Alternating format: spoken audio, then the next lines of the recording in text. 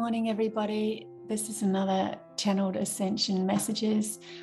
My name is Bobbie Richardson. I will be your guide for today. They just keep flowing these messages through me, so I can't hold them in. I have to write them out and I have to share them. There's just no way around this. It just wouldn't feel right to keep this information to myself. So I'm just going to keep on gifting you these channel messages until they stop giving them to me.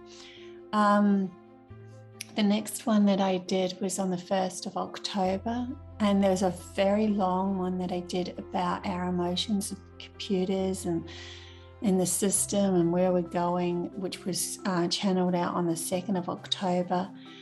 Then there was another one about tower moments on the 3rd of October. So let's start off with the 1st of October. If you were the most powerful person in the world, you wouldn't bother trying to prove that power by fighting another. Fighting comes from feeling smaller than. If you fight, you have already lost, because even if you win, the other would see you as something to become grander than and come back for seconds next week. So you have only created a reality of engaging in that fight. At the moment, this tug of war between those who want to control you and you trying to prove your worth is perpetuating, as the fuel of either side creates more and more friction to better themselves, diverting you from the true power which lies in creating a whole new world without their control over you. Let it go. What you feel is being done to you is the illusion, because the only reality is your self-worth. This is because your lack of self-worth is reflected out into your reality and those that you believe have power over you. But they don't have power over you if you decide you can turn your back on what their message is and find another way. There's always another way. Even they're telling me now, you'll never be gifted. You will never be put in a situation where there's not another way out of it.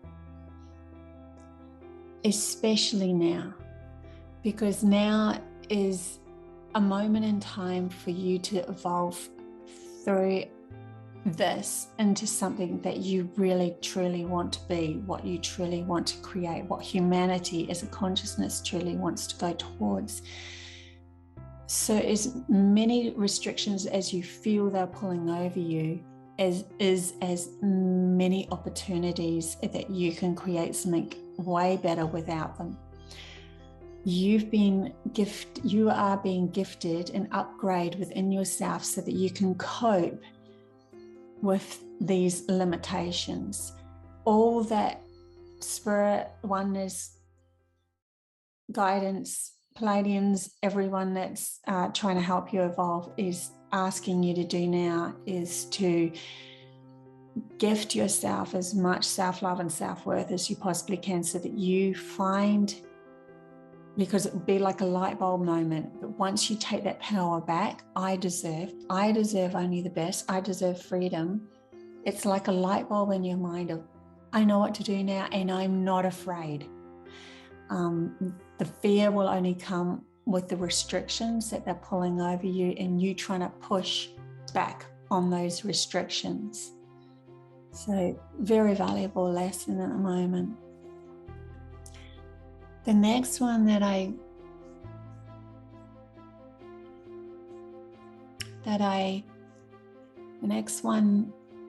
next channel message that I wrote down on the 2nd of October. It's a fairly long one, so let's just hang in there, but it's so worth listening to.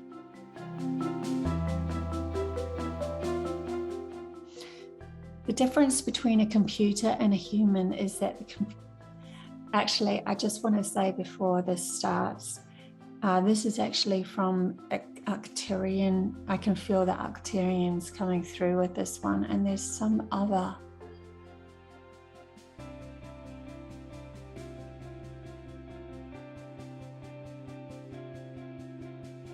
Sorry, there's some other being as well. I have in my head Sirian, but I've never really had much contact with Sirians, so I'm just going to say them at the moment. The difference between a computer and a human is that a human has emotions, and emotions are our guiding system back to our soul, which is connected to the core, at the core, to love, where a computer needs an outside force to direct and program it. Even if it became self-aware, it could only move through its life from the past experience and projecting it into the future. It has no awareness of wrong or right in the sense of taking another's emotions into account, because it has no emotions.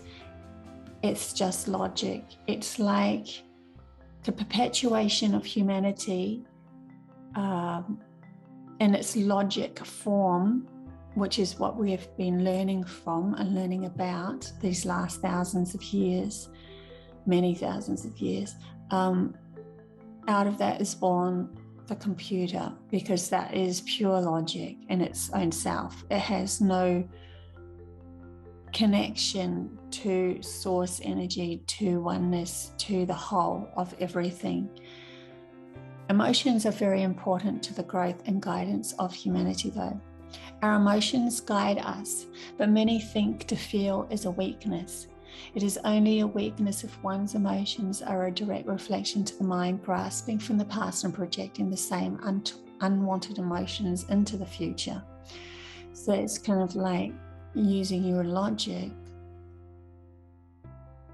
your logical mind, which only grasps from the past and projects into the future, with your emotions. But if one is present, then the emotions felt is a guide towards a better life, as they are now direct link to the soul and intuition of the person, a place where logic doesn't know anything.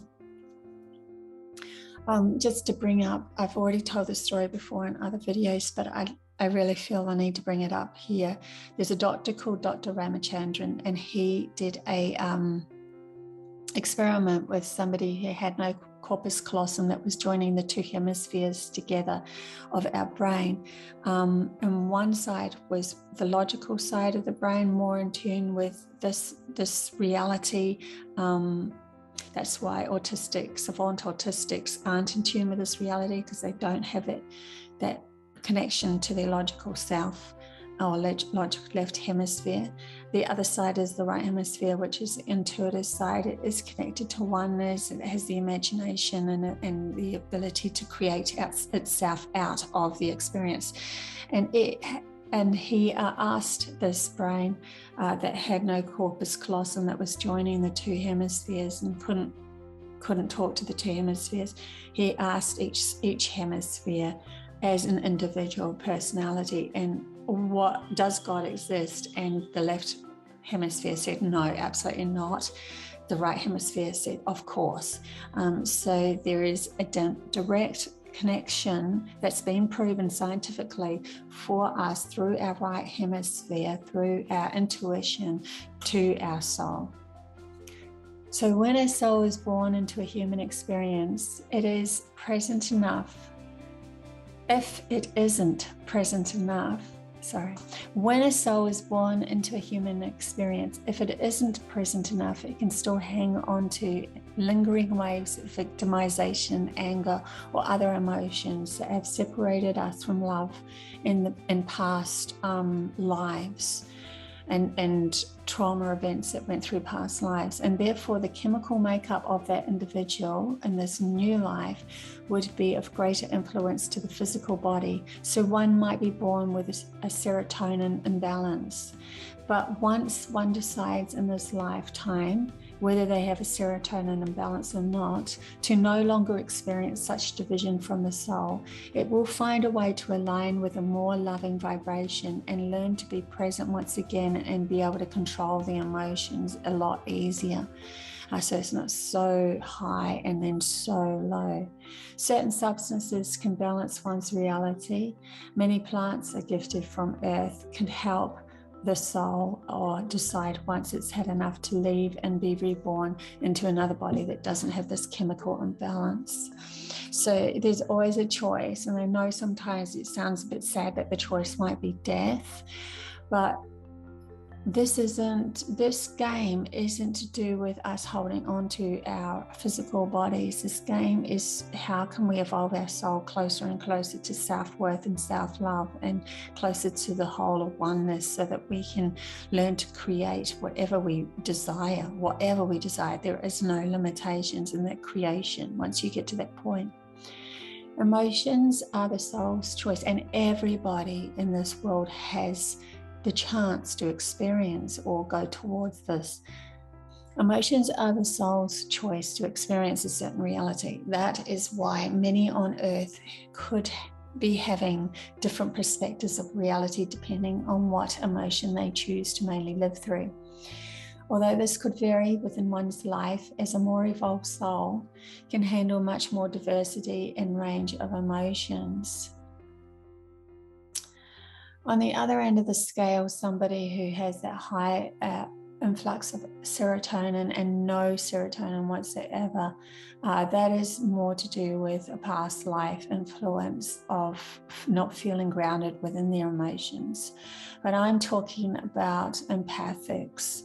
Hence, this is why empathics come across as being over-emotional, but that is only because their evolved soul has the ability to handle more. So as a child, they might cry a lot because they can feel a lot, where someone with a serotonin imbalance would feel a lot and then feel absolutely like nothing, like they don't have any sort of control over that whatsoever. The new empathic people that have been born through are more emotional, but they are feeling into those emotions to learn from those emotions. Their evolved soul has the ability to learn way quicker, to shift from one vibration to another and climb the emotional ladder to connect to their soul again. They can use this to bring in new wisdom to share from tapping into higher vibrational consciousness and teaching those living in the more denser, lower frequencies with compassion and understanding. I myself am very empathic, and as a child cried a lot. I could have been perceived as extremely weak and weak-minded, but it was the other. It was not that at all. I was extremely powerful in myself. I just could feel everybody. I could feel everyone that had a irk with me. I had to learn to let go of that irk and not carry it on with my logical brain, projecting it into the future, which caused more irks and more problems. Emotions are like the soul's driving force to experience. Once you know how to shift through the gears easily, you can speed up and go slow to really enjoy each moment of life more fully with acceptance of all. So what's happening with this huge shift at the moment?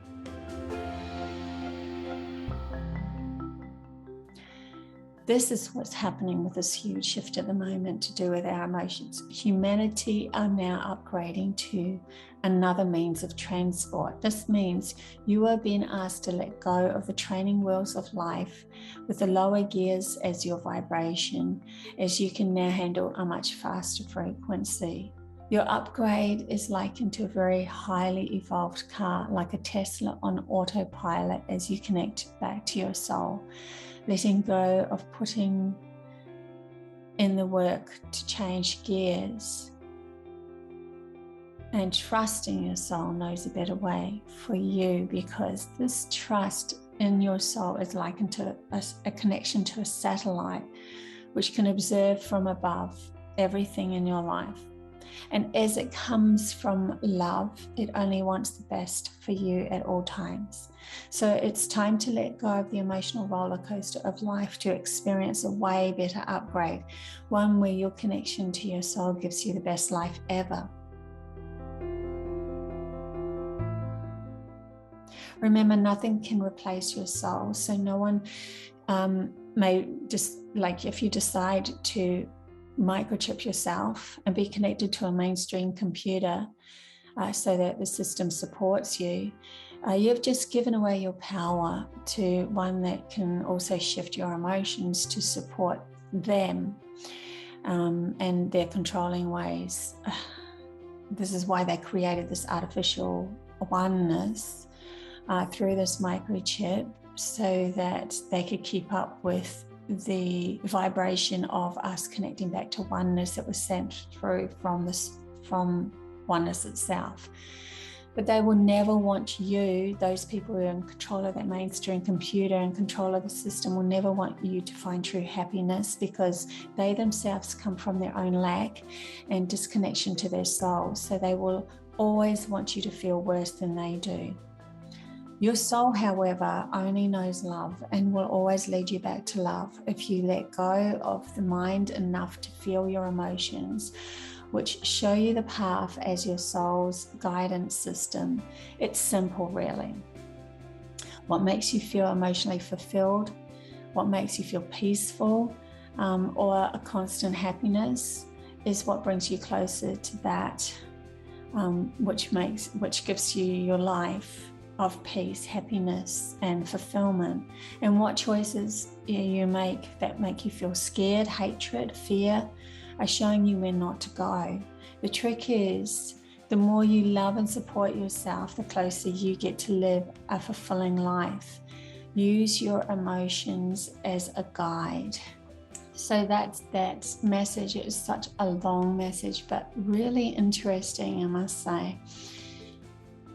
Now I'm just going to go into,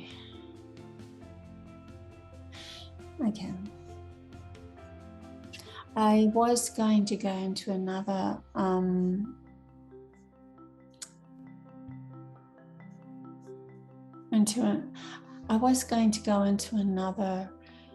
channel message that I wrote on the 3rd of October. This is all to do with our Tao moments and what they actually mean and what they're gifting you. But I think I'll leave that for another time. Yeah, because I feel that this is enough to take in, and I know that some of my channel messages do bring up a lot of questions within yourself. Also, if you have any questions and you want to ask me, I don't mind answering the odd question. If it was too big a question, if it was about your life and your direction, then I do have intuitive counselling that you can book in on my website, which is www.codestoanewreality.com under intuitive counselling. I also have some new products coming because I've been led by my guides to recreate these new products to help humanity align with their intuition again. These are a fun way to help you bring in things like your intuition, telepathy, telekinesis, and all sorts of other things that are juicy, fun gifts that you've been gifted. But these products will be for sale in the next month or so. You know, I will slowly start working through them. Just have a look on my website. I'll probably put another link in as we get closer to the launching of the products themselves. So love you guys heaps. Speak soon. Bye.